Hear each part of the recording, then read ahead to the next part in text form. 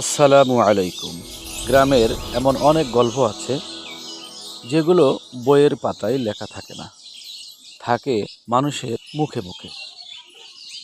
আজ একটু ঘুরতে এসেছি ঝিনাইদহের শান্ত এক জায়গা, কাজল মোড়।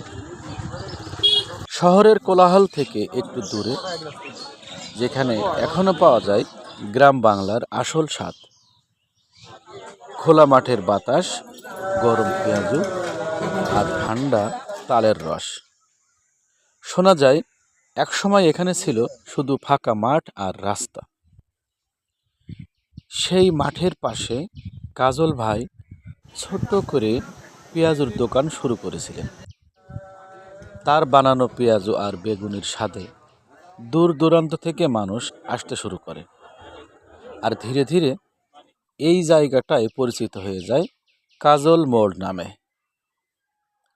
আজ আমরা বসে আছি সেই কাজল ভাইয়ের দোকানেই। গরম গরম পেঁয়াজু, বেগুনি, আর চারপাশে গ্রাম বাংলার এক অন্যরকম পরিবেশ।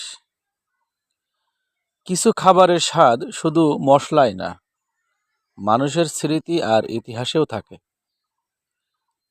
আর এদিকে সরাসরি তাল গাছ থেকে নামানো হচ্ছে টাটকা রস, আর গাছের গোড়াতেই চলছে বিক্রি। আমরাও সুযোগটা হাতছাড়া করিনি। খোলা মাঠের বাতাস, বন্ধুদের আড্ডা, গরম পেঁয়াজু আর টাটকা রস সব মিলিয়ে এক অন্যরকম বিকেল।